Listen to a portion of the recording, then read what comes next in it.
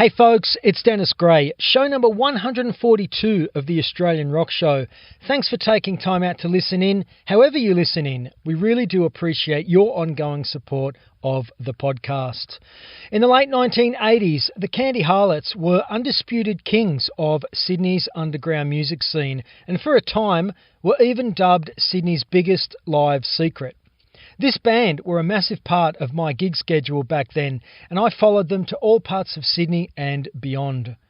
The Candy Harlots were the brainchild of vocalist Mark Easton, a 70s punk from Wollongong who'd formed the band after his previous outfit, Soggy Porridge, had folded. One of the key musical ingredients which Easton brought into the band was a flashy young guitarist who'd relocated from Melbourne named Marc De Hugar. Now, many of you may know of the Candy Harlots via their 1992 release on Virgin Records titled 5 Wicked Ways. However, some of the songs contained on that album were written in an earlier time period of the band, which included a different lineup as well. In a 4-year period that began in 1987, De Hugar's guitar work was a crucial component to the Candy Harlots sound, a sound that would attract major label interest early on and also see them gain a large, loyal fan base. De Hugar cut 2 7-inches with the Candy Harlots before parting ways with the band in the early 90s. He then did time in various outfits such as Strip Poker, Brindle Suite, Pocket Fox, Trash Cats, and for a brief period in the mid-90s, handled lead guitar duties in the Screaming Tribesmen. Mark, like many other friends from my rock and roll past, are guys I've known a long time, and there are certain bands, including the Candy Harlots, who've always remained close to my rock and roll heart. Quite recently, we got Marc De Hugar on the phone and talked all things rock and roll. We will hear that chat with Mark after a song, and to get us in the rock and roll zone, why don't we dust off a Candy Harlots demo tape from the late 1980s and crank it up nice and loud. This is the Candy Harlots with Give It Up. Mark, it's Dennis from the Australian Rock Show. Lovely to chat with you today. Thanks, man. You too. Listen, asking... Many years. Thank you. Asking how you are is probably not a great question to start with, as I know you're dealing with some very serious health issues. Yeah. A friend of yours reached out to me quite recently with a suggestion of getting you on the show and to talk about your life in rock and roll, which to me sounded like a positive idea, you know, to record and get some of your story down. So it's great. But I guess an obvious place to start is the Candy Harlots, a band who I saw about 40 odd times, I reckon. And interestingly enough, the first time I saw the band was supporting Cheap Trick at the Tivoli in Sydney. I remember that. That was a great. It was. Look, in all honesty, looking back, I had a lot of. I was very fast, and I knew a lot of stuff, but most of it was, you know, I explored on my own on the fretboard. Like, I looked at it and thought, okay, right, this is the E string, that's the A string, right? And looked up the fretboard and thought, what notes work with what, right? So I just sort of mapped out the neck in my own mind, and then I sectioned it off in pieces, and so that, like, and then I realised that, okay, you've got done E minor now, you know the neck in E minor, so and G minor is, E minor is G major. So, you know, it all started to unravel, and I started to understand it more and more because I was, you know, untaught and all that sort of stuff, and you know, but you know, I was lucky enough to have some, you know, like hippie influences and all that kind of stuff because I grew up in a commune. But your guitar sound was so integral to the Candy Harlots sound early on. And I'm going to talk about. I've got something I want to highlight a bit later in the interview. But going back to the Tivoli, did you? What are your memories of supporting Cheap Trick? Did you meet Robin Zander and Rick Nielsen? Yeah, lovely guy. Although, you know, Mark being, the social butterfly he is, you know, of course latched on to Robin. And, and so there was, I was one of those kind of guys that sort of, I'm not going to intrude, so I just sort of stayed out of the way and, let the big boys do their thing. I don't know, I was very insecure, and I really didn't know how to deal with a lot of this stuff, these people, and I, so I was following, my peers. Mark, besides Cheap Trick, from memory, the band, I know you'd supported the Cult at Selena's by that stage. That was fucking amazing. Yeah. But looking back, I mean, missing out on support slots for Guns N' Roses in '88, Poison. I didn't understand. Yeah, they were missed opportunities. I'd heard you were close to landing both those opening slots. Well, look, it had not record politics been... See, where it really breaks down is that we were introduced... Well, actually, we were doing our second gig at the Evening Star, later called Evil Star, whatnot. It was, up on Elizabeth Street in the city. And right at the top next to Central and railway station, and on Elizabeth Street. So, and Rory and the guy and his sidekick, head A&Rs of Virgin Records, they'd heard about us and came down second show, and they offered, actually, they invited us out to dinner. This lavish, Japanese restaurant, right? It was really plush. And, had those little, little bridges and shit. And I was and I know the food bill was well over the $1,000 mark. So, it was because Tony and I we were inseparable. We were very, very close. And at one point, because I got Lino into the band because they didn't like metal. And so, but the guy Mark brought, he rocked up drunk, no shoes, and half a case of beer, and no rig. The thing is, I can go back. I saw the band with both bass players before Lino, and he definitely brought a lot. Nick, and I think the other guy's name was Scott. Scott Miller. Yeah, but Lino really brought with him, that great rock and roll sensibility and a great vocalist. Look, mate. Look, as soon as I heard Lino plug in, I nicknamed him Rumble Hammer. It's it's what it sounded like, man. He's running a coffin bin, and and a SVT, the old one at the time, but he traded in, got a rack mount, Mark II or whatever it was, or 3, or whatever the non-tranny 350 watt one was. They're rack heads, but anyway, I know he upgraded to Mark bass and other stuff. Let's get back to the Japanese restaurant, Mark. So Virgin... Yes, right. Okay, we're sitting in the Japanese restaurant. Virgin offered you a major deal. With Rory. Yeah. It was nothing had been spoken of as far as record deal type stuff, because most of that was going on at the other end of the table, where Laurie and his sidekick was, and a couple of other, wannabes from Virgin, and I we were on cloud nine, kind of thing, and I don't think, and there was a part of us, well, certainly for me, that I took for granted, because this is, okay, I've come up, I've joined the band, next thing you know, I'm out at a record deal or dinner, and it was kind of like, things were just moving, at a pace, and because I, got there when I was, 16, and then next thing you know, I'm like 17 and I'm sitting in this classy restaurant and there's things going on and I'd done my trade with the ABC under an ethnic youth training program. I'd done some other stuff and, but this far surpassed that. So watching the more business side of it, Danny Hanley, our manager,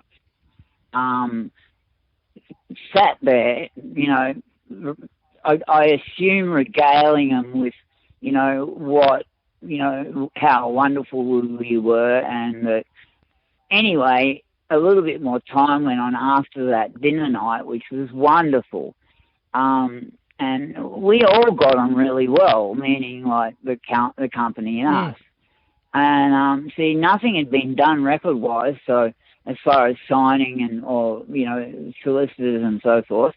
But we were negotiating with Warner Chappell Publishing, and we needed a publishing deal in order to sign the Virgin deal.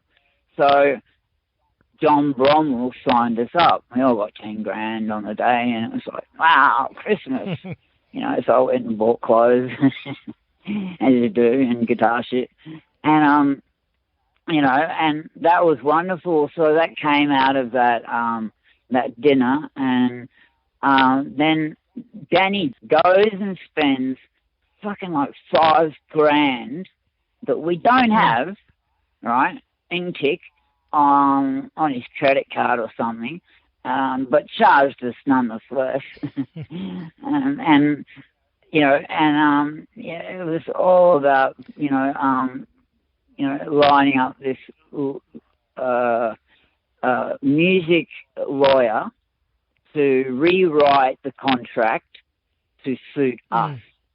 And so he had it rewritten completely and sent it back without our knowledge back to Warner Chappell, to Virgin AU. And they, quite literally turned around and said, and laughed and said, "Who the fuck do you think you are?" Which is a shame because Michael Jackson. Because if I think back, the Lime Spiders had signed with Virgin at that stage, and Virgin were really doing a lot to promo the band. They could have done wonders for the Candies, but and they loved us. Yeah. Well. Yeah, and they were really supporting Australian music. You're right. They were the only ones that were. Because as you know, as soon as Virgin were bought out, Sony, BMG, all of those guys, they just stuck to the, basically American release shit and just plugged it more in Australia.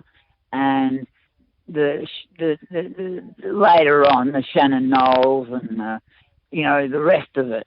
Guy Sebastian. Just music it all shifted. The landscape had shifted a lot by then. But it shifted. Let's talk some songs, Mark. We kicked off this show with the song "Give It Up." That was a live staple in the late '80s set, and I know you love Warren. Yeah. I know you love Warren DeMartini. There's a little nod, if I'm not mistaken, to Rats Back for More in the intro, maybe. I wrote the song, so with Mark. He wrote the lyrics, of course, and everyone sort of contributed somewhat, in their way, in the way that they play. So we're all sort of responsible. So, but I all the little things that you like, the dun dun dun dun dun dun dun dun dun dun. I was, someone was saying, "Oh, that sounds like Rocky," and I'm like, really? So my head wasn't even there, so, but then, as you say, there's no way, I guess my immaturity didn't separate me from a true understanding of, taking an influence and plagiarism. It's all learning, isn't it? You're very young. Yeah. I was a kid, so I'm like trying to find my way, and I'm like, you know, and I just loved Warren, man. I just thought he was just so fucking good. Well, I'm gonna argue something which you said early on about your guitar sound, and I actually think it was very much a crucial ingredient to the band's overall sound in those early days. I mean, let's call it the Eastern era, if you like. You know, that 4 years. Do you think you matured as a guitar player in the Candy Harlots? Oh, mate, the maturing hasn't stopped. Up until probably when I got really sick, you know, it started to sort of wane a bit. But, you know, I mean, I'm still where I'm at. But as a guitar player, I listen back to some of those death tapes and cringe at how out of time, how many harmonics I miss, how sloppy it is. But at the same time, I also know that I used to move around a lot and run around, and you can't do all that shit. But you know, guys like Freely and Kiss are also they're known for their sloppiness, and they've become guitar gods. You know, I mean, it's not. Yeah. Some of the songs though really allowed you to shine. For example, your guitar solo in there was a track called "Wrap Two Arms," a tune Ron Barrett wrote. That's just fantastic. That solo. Yeah. Yeah. Oh, thanks, man. Yeah, well, it did. I love those stops because we went dun dun dun. Plenty of room in there for you to breathe and do your stuff. Yeah, and you can do a scale or whatever the fuck you want. And you know, I mean, I guess, I mean, a lot of years, 10 years difference and whatnot. I always thought so very highly of Phil, and I thought there was a way better guitar player than me. And funny thing was he came into the Caroma Cafe one night before sound check because they were supporting that Bloody Mary band or whatever, Mary something or Bloody something or God whatever. Phil's band. Phil's band. Was it Rags and Riches? Rags to Riches. Yep. Sorry. Yes.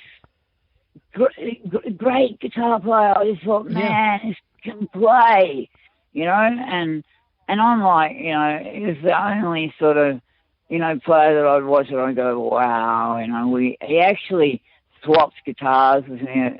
I had another guitar and he had a spare Kramer Beretta, which I had one as well, so it meant that when I swapped this other guitar, I had two of them. So I was wrapped, you know, and that was a good thing. But, you know, what you'd never think was that he came down to a sound check and he sits beside me and he goes, dude, what are those chords you do in Danger?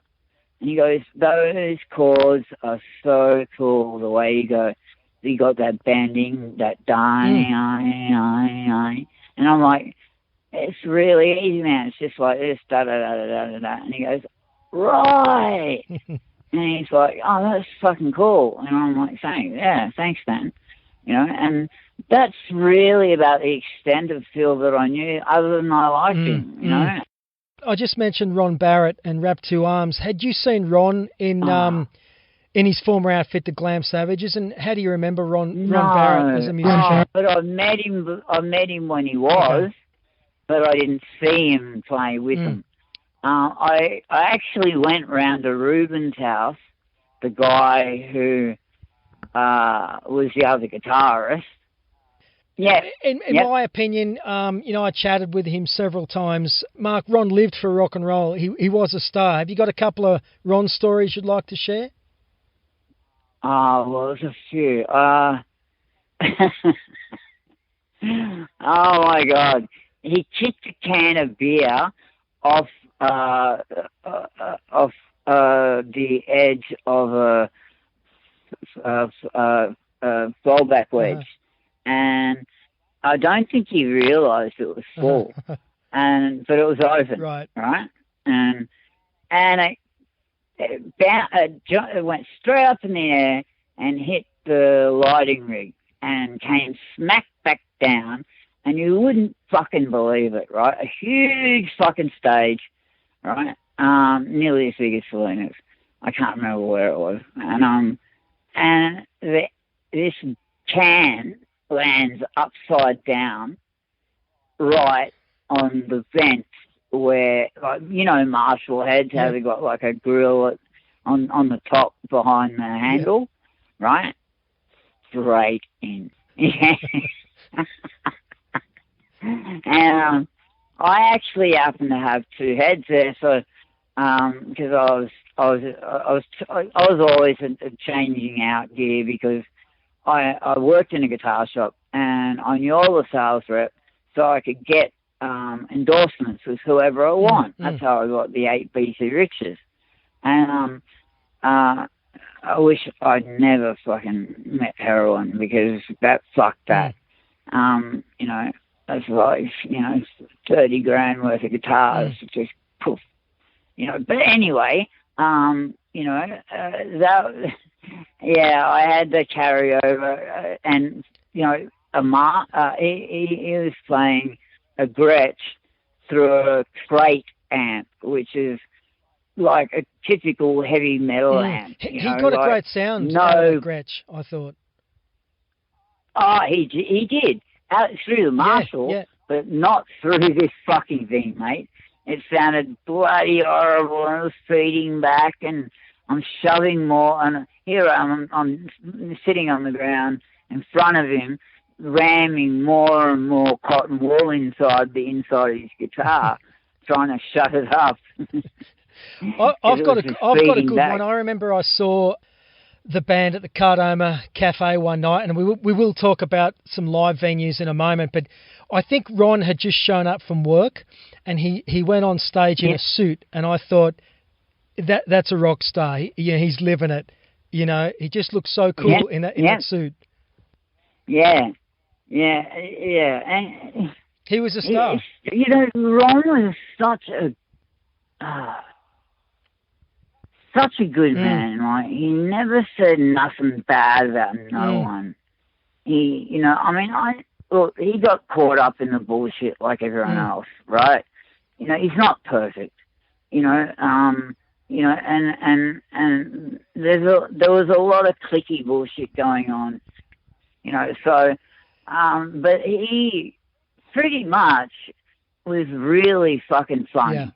And, you know, just crack the fucking funniest shit, like, just to go, like, Mitch, you smell like a chop, you know, like this guy, right? And his flatmate, and it's because he used to cook his chops, and the smell of the meat from the chops would get in his dreadlocks, and after 6 months, a year of it, it just become unbearable for Ron, and he had to move out. So, you know, things like that.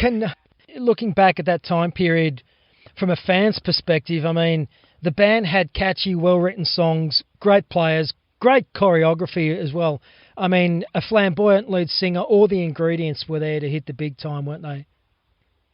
I kind of agree, you know, and, I mean, what we really need, I mean, I think, is, okay, apart from, you know, getting in a good fucking songwriter and arranger, getting someone into the studio with us who knows their shit, and not from an Aussie point of view, not Kevin Shirley, not any of those guys, but, you know, like Desmond Child. Get him over, produce us. And then, you know, he can do the fucking whole Uncle Tom cabin on us, you know? And like, and that, I believe that with Take Me or Leave Me, Sister's Crazy and all the songs, a lot of the songs that, on the album, well, all of them, were songs that I was playing only months before. I want to focus about Mark Easton for a little bit. I mean, I chatted with Mark some time back. Sure. He spoke very highly about your talents, and I'm guessing you in turn, you know, you learnt many things from Mark, who by that stage had spent many years on the scene with most notably, you know, Soggy Porridge, the Kelpies, and back in the 70s with Wollongong Punks, you know, Suicide Squad. Yeah, he had a vast career before me. Whereas I'd had multiple bands in Melbourne, and they were terrible, but I was the boss. I wrote all the songs, and I used to have this really well-paying job at the ABC, $24,000 a year. So, I was getting paid to fucking, work, and my job was fuck easy, and it was just under an ethnic youth training course. So it was like a government, sort of like, and we'll just cross the I's and dot the T's. And this was in Melbourne, excuse me? This was in Melbourne? Yeah. Okay. This was before I moved up. And then I just had this, it's funny because everyone goes, well, even when I got to Sydney, everyone goes, what do you fucking move here for music? And my mate who came with me, we bought a car for $400 from a car dealer. I was 15, and I paid him $400 for an XP Ford Falcon 500, and I put two PA speakers in the back seat, punched a Pioneer stereo through the glove box to the battery, and ran them straight to the positive and negatives of the foldback bins of these two PA speakers that I put on the back seat, either side, and the back was, because of the station wagon, was just filled with our shit and his kit. He was a jazz drummer, so it was real sparse. But anyway, he wanted to go to NIDA and become an actor. So that was our dream. We'd both done the ABC together. And so we were thinking, oh, fuck it, we'll go back up to Sydney because that's where we did our training. And next thing you know, I'm at in this house, not for very long, but, in a week, I shit you not, I met Mark Easton random. Paddington. First, yeah. It actually wasn't Paddington first, okay. But first time was, where was it? I can't remember. Hang on. I think it was Venue Music or something like that, and it doesn't matter. But, there was Venue Music, then we bumped into each other, just random, the next day or two, all in a week, all right? 4 different meetings. Wow. The next one, I was going for a job at Coles in Coogee, and guess who should be there? Getting batteries for a Kelpie's reunion gig. So that's Mark Easton. Next thing you know, I bump into him again, and it was actually, there was Angus Young, myself and him in a room, and we're standing in Venue Music, and I'm trying out some amps and stuff, and I didn't know it was Angus Young, but he was watching me. It was a fervent interest, which was interesting. But anyway, that's interesting. So Angus is. So what is this? This is about 87, early 87. Oh, earlier. Okay. 86, 87. Okay. Wow. Okay. So he's in Venue Music. It was okay. before Harlots actually existed. Okay. So anyways, there was like one other meeting, and then I met him at the party, as you say, Peter Dunkell, taxi dude, come up with a card and goes, I manage bands, so if you want to fucking do it. And he drove a cab. And I heard about it. I was at the Piccadilly, and he said, there's a party on. And it's everyone's listening to ABBA, and it's been sped up, and then they play it down at a lower speed. So it was some fucked up stereo. So anyway, but everyone was on the junk, right? And Boxer Jesuit, Mark, what's his name? Booth, was there going on one hand, and on the other hand is that. It was fucking great, man. And Mark was there. Well, actually, he hadn't shown up there. I went outside. This candy apple red FJ rocks up, and this blonde tassel of hair fucking comes out, and 3 chicks with black hair, all goths, all really hot. They all come into the party, and I end up spending the entire night in a corner with Mark, talking. And I don't think he quite believed what he was hearing, but he kept it in reservation. And I said, okay then, well, then fucking come to mine tomorrow. Just when you're driving through Glebe, driving through Paddington, come up, because I live in Paddington. I think he told me you gave him a demo. Yeah, I did. And I said, here's this tape. And he goes, he thought it was sped up. You sped the tape up and all this shit. And I'm like, no, man. Why would I do that? Fuck. And so, yeah, he comes up, and he's just, it was like watching a baby elephant being born. It was like the most, he didn't get it. Yeah. And it defied logic to him. I guess it'd be like Paul McCartney in the 70s seeing Eddie Van Halen. Yeah. I think that's what it would be like, just a guess, so, because Mark was right into, as you know, T-Rex and, all that stuff. Hannah Rocks. He was a glam guy, but he was also old school in many other ways. So, that's interesting. I want to just before you go on, you mentioned the trip to Sydney, but before that, when you're a teenager, what was your gateway into the electric guitar? How did you get into that?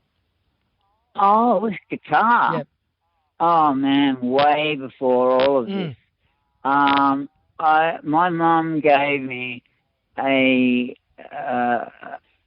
I haven't spoken to her for 35 years, so that gives you an idea. Anyway, but what she gave me what I got on my birthday, Christmas, was a K-pop, that was the brand, 3/4 size acoustic guitar, which was pretty much unplayable apart from maybe D, G, C, and the basic open chords, and if you had small enough fingers. And of course, because I was young and whatnot, it was half size, so, it works, and for a while there, I got some chop stop, and Mum wouldn't teach me, no one would teach me, but occasionally, because my mum was a hippie, we lived in a hippie commune, there'd be really cool people would come around and be stoned, and they'd all be blowing a joint. My mum wouldn't give a fuck. One guy would be like teaching me the Sultans of Swing solo, and I'm like going, oh fuck, cool, and like, so I learned little bits and pieces along the way, like even like looking for an echo, the bass line, like really stupid shit, and some really good stuff like Whole Love and Rock and Roll and all that sort of stuff. The Chain by, Fleetwood Mac, and, so, I got into picking and a lot of bluegrass and stuff as well. So anyway, what the problem with that was, by the time my mother had gotten married, this is a couple of years later, I was certainly surpassed that guitar. My mother had a really nice guitar she bought herself. The guy she got involved with, this is the 4th stepfather. And anyway, he had a shit guitar, but it was full size. So anyway, what would happen is my mum would say when she had visitors, Mark, come out, or Marcus, come out and play, you know, and, you know, show da-da-da-da-da what you can do. And I'd be like, oh, here we go. You know, so I felt like, you know, this fucking, you know, like one of those clowns that you put the fucking ping pong in the mouth, you know, and I just went, and played, and then it was like, okay, that's enough, goodbye. And I'd like go, can I please play it outside? And she'd say, no, away. And I was broken because I would be just starting to warm up, you know, and so I'd go and beg at my stepfather, and he'd say, well, what did your mother say? And she said, you know, and I started lying eventually, and, you know, and, you know, and that soon turned out quite badly. That was the gateway way back when? Well, yeah, he let me play his, so I got a lot more practice in. But when I reached 14, I had a big argument with him. He broke my arm, and I ended up in foster care. And next thing you know, when I left school, which is in year 8, second form, I left everything. I left Bellingen, fucking the hippie commune, my folks. I told them all to fuck themselves. I just turned 15. The debut 7-inch Red Hot Rocket, you know, created a lot of controversy. It sold out really quickly, went to the top of the independent charts. Yeah. Produced by Mick Cox. What are your memories of recording that song and working with Mick? I didn't see much of Mick, although I knew him, and he taught me how to use a voice box. Well, although finessed by Rory Gallagher, I got to know really well, which was great. You got to know Rory Gallagher really well? Oh, mate.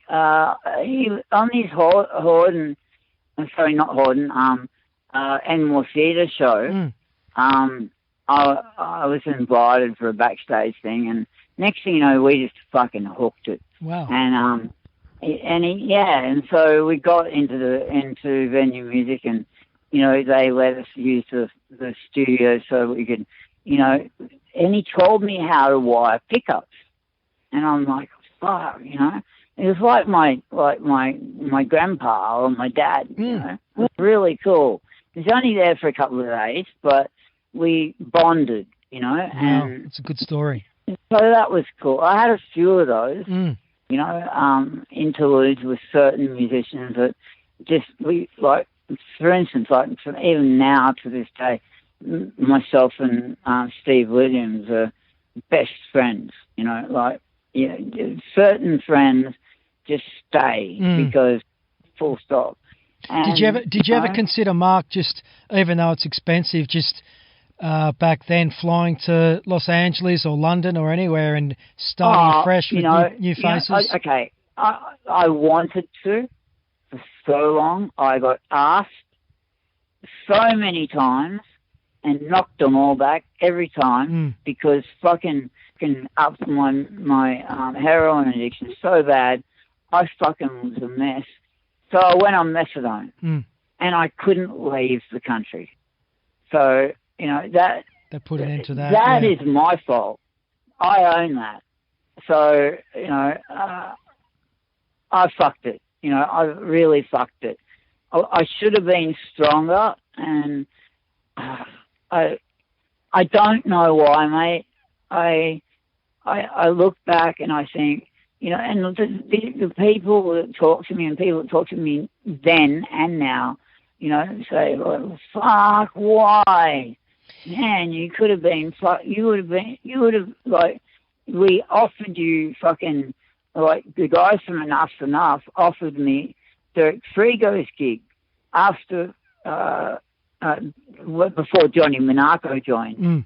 And I'm like, fuck, I'm getting offers from, you know, all these different people who are hearing from me because I jammed with Rachel Boland, and we'd done the Skid Row thing and, you know, the party, and, all the other LA crap, like, my manager, Jantoff Productions, was running, his brother was the head of A&R at Capitol Records in the States.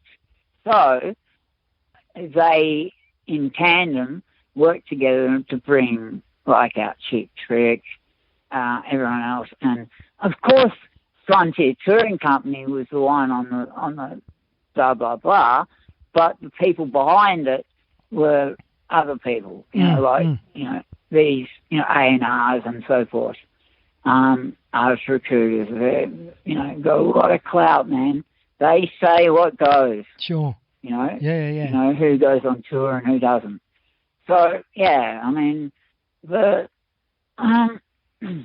be honest, after Harlots, I remember trying so hard to find my own way. So all I could do was, rustle up. I was getting hit up by heaps of people, right? So I just audition people, and, and next thing you know, I put a band together, and it was called Strip Poker. And, that was, and like that, we were out doing gigs less than 2 months after I left Harlots. Okay. So I was really straight onto it, trying to my bit. And I wrote all the songs, all the lyrics, all the music, blah, blah, blah, blah, blah. That went on for a while. Then I joined Toy Child and for a little bit. I learned their set in like, a day, and I had to do like 4 shows. At the same time, I was in the Screaming Tribesmen, and I had a Queensland tour, which I finished off, and then I was in a band called Strip Poker at the same time. Well, I want to talk to you, Mark, about... There was one called Brindle Suite, who I think I saw. Yeah, I also played with them. Okay, now they had a tune called Peep Show, which was pretty cool. I wrote that, yeah. Okay, and from memory, the band had a track titled Bitchin' on a compilation which the Cobra Club released. Did Brindle Suite just fizzle out? I don't rightly know. Okay. I've spoken to Eric Nera, the drummer, who joined Caligula. Right. I don't know if you know Ash, but they had this single called Merry-Go-Round or something. Anyway, they were a signed band, much like Primary, and Fontaine Brothers, that kind of music. I did see him once. I saw him a couple of times, Caligula. Yeah, right. And so Eric had improved dramatically as a drummer, and from what I heard, he got really good. So that's great. And a lovely guy, but I was always friends with all of them. But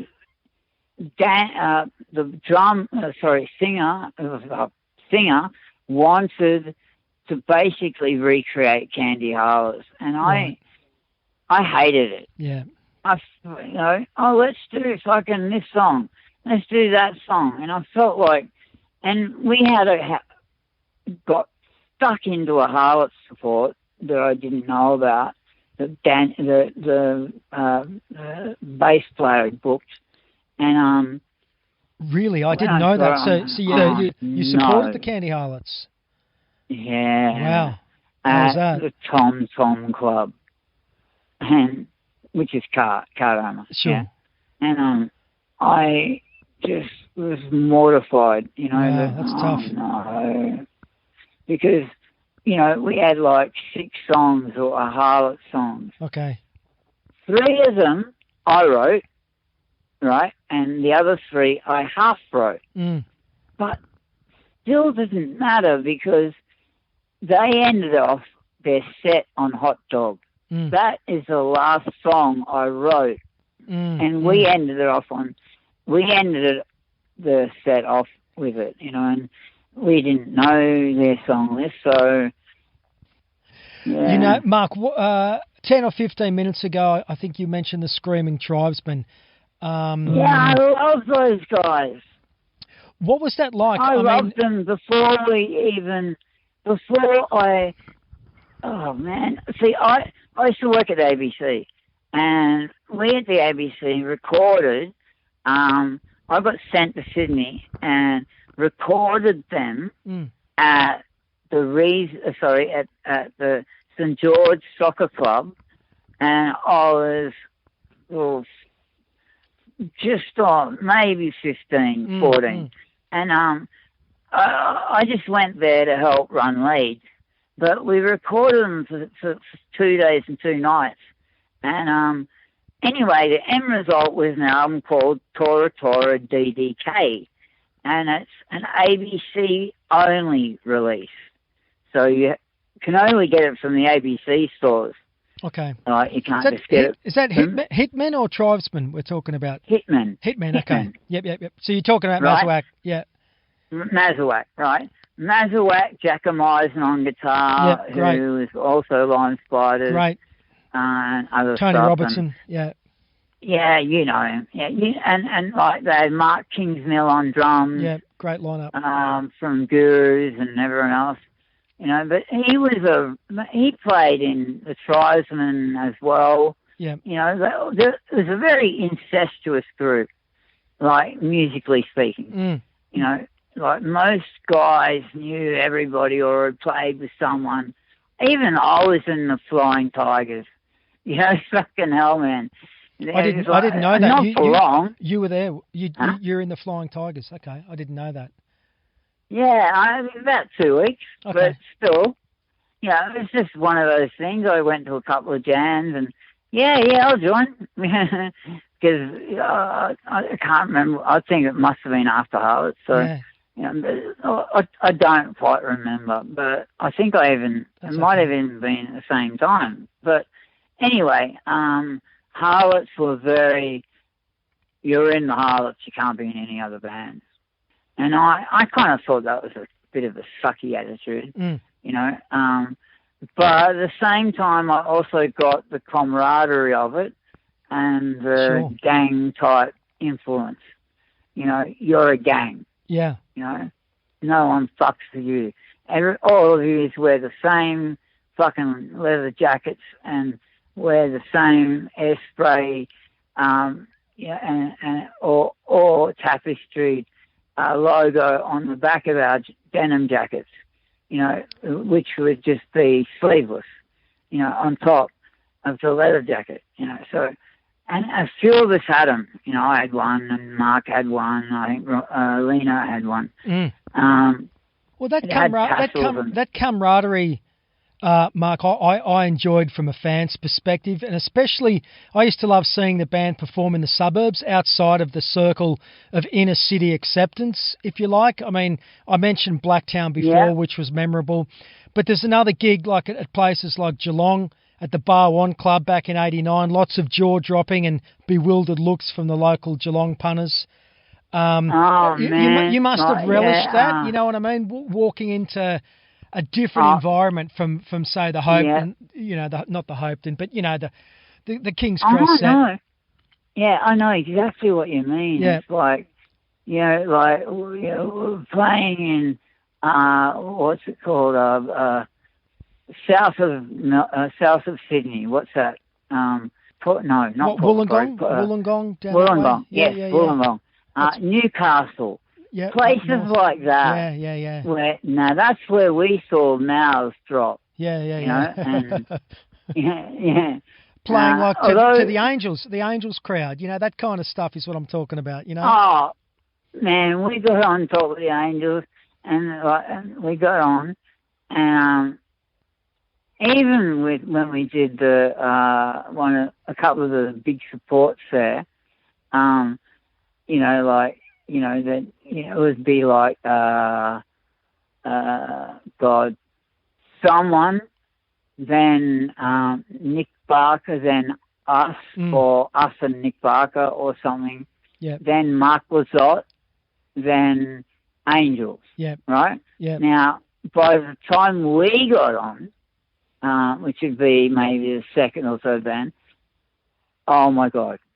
I used to take my guitar off and leave my volume pots flat up. Yeah. And I'd just hit the cans back like a cricket player, you know, and I'd hit them back into the audience because they were full. Yeah. They're full of beer, and if you got hit by one, you're fucked. Sure. You know, it really fucking hurt, man. And and I wasn't going to get hit by any, so I'm like, all right. So I, you know, what do you call it? And I went back to quarterback or whatever you do it, however you call it. And I went right back to the end of the stage, and I'm like just smacking them back, you know, until the security got it a bit more under control, because you just couldn't play. You couldn't do anything. You know, it was just fucking crazy. And but before that would happen, there would be a parting of the Red Sea, and it would be all the women just rushed forward like the River Nile, you know, crossing of Jesus or whatever. And all the men, all the blokes would go back. And you could see it was like a wash of males going backwards and a wash of females coming forwards. That's what it should be. It should be outrageous. Rock and roll should be dangerous. You know what I mean? And it was. It was. And I want to ask you before you go tonight, I mean, the respect from other musicians in Sydney in particular.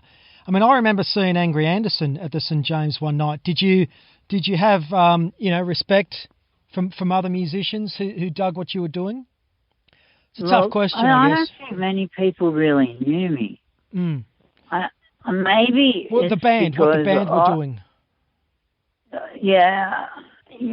I've always had respect for the people around me, and always tried to be polite and you know and courteous and and also always make a note of when I meet someone, their name, keep their name, you know, and I do that. How you treat people, sure. Yeah, you just never know. You know, sometimes. That's true. You know, who you'll meet, you know, and it can be a really good thing, you know. But, I mean, there are so many funny tales, you know, shit that was done. And, I mean, like, the Corner Hotel gig was fucking awesome.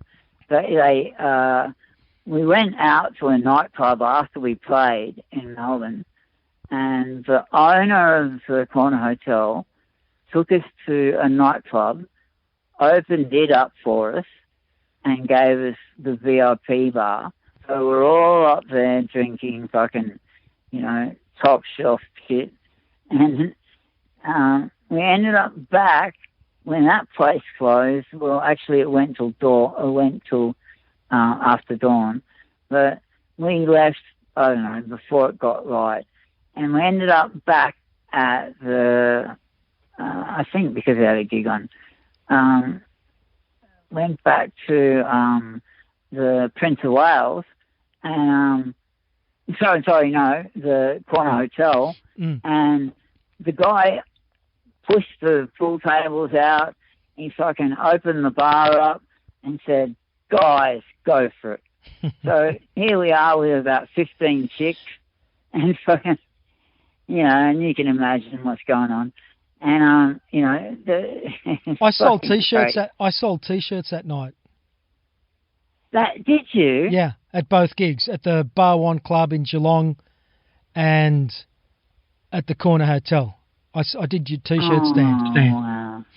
Can I ask you about, I know you love Chris Mazurek. What was that daunting for you to fill his shoes, to play his solos in the Screaming Tribesmen? Okay, right. As I said, when I worked at the ABC, I did the ABC recordings and stuff. And I didn't really talk to him or anything. And I didn't have starstruck syndrome or anything like that. I really got like that, you know, like even though I ended up working with James Freud, who was one of my favourite, you know, influences as a kid. You know, there are others as well, but, you know, you don't get to meet some. Unfortunately, you don't get to meet the sweet, you know. But nonetheless, I got to meet a lot of others. And you asked about, who was it? Mazawak, Klondike. Mazawak, right. Chris, right, I can't tell you. I used to cover Rock and Roll Soldiers, I Want You, and I think another song as well from the Tora Tora Live album, which was off about two or three Hitman albums. So anyway, and I had, because they had two guitar players and I only had me, I had to work out a way to play both parts. And that in turn became a skill that I learned for turning 5-piece bands into 4-piece or 3-piece bands. So I would just, you know, use half of one riff and combine it with another, you know, or something like that. So it was good. Learning from him from that point of view was great. But when I was in Harlots and I hear we're supporting Screaming Tribesmen, before that, I'd already bought all their singles.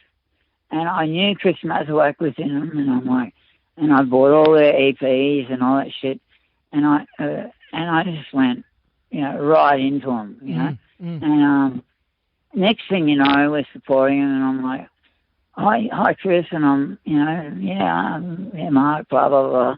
And we ended up playing, I mean, I'd have to guess 150 shows together, you know. And in that time, we used to set up our little practice amps beside each other and our tuners.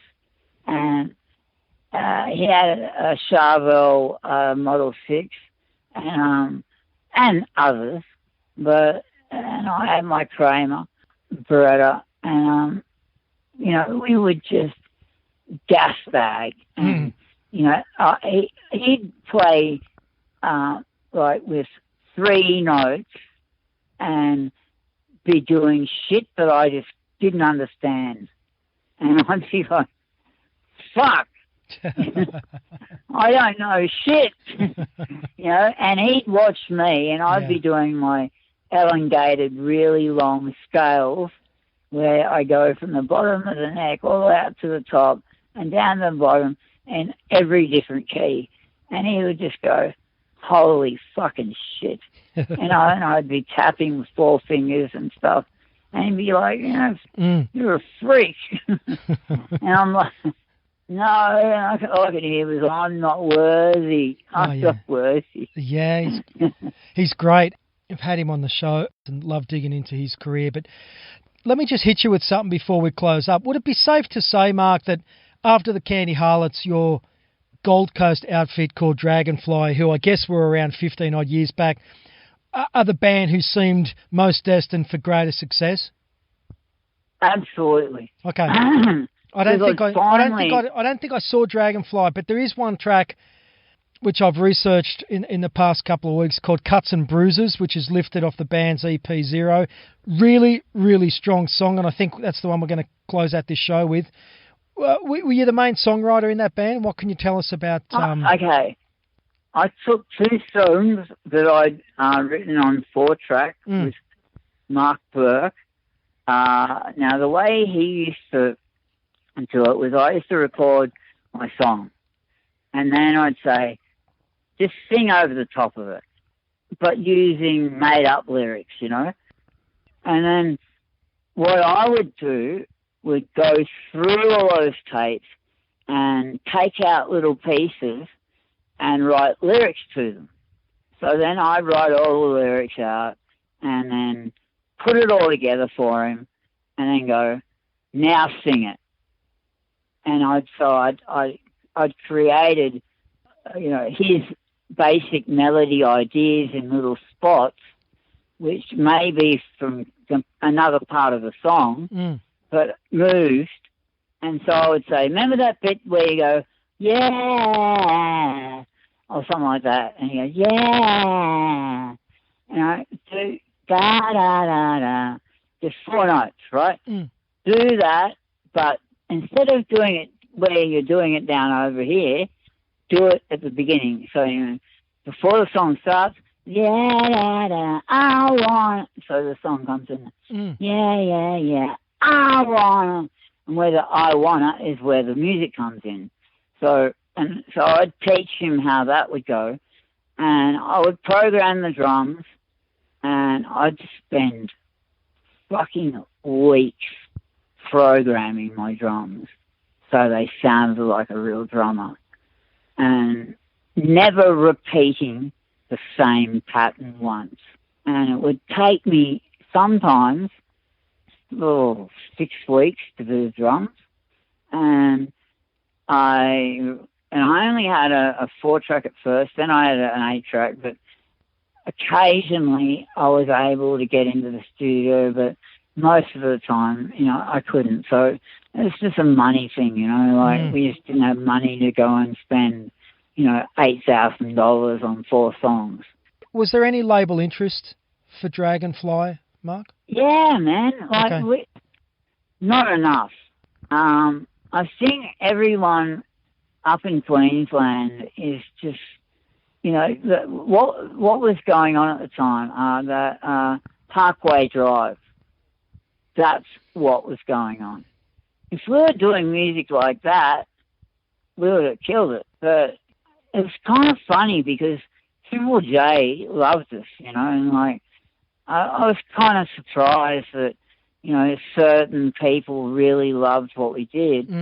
And everybody, I mean everyone, I'd be at someone's place and they'd be cranking the Dragonfly CD, and I go, oh, so you've got this? And I go, yeah, it's fucking cool, man. Who is it?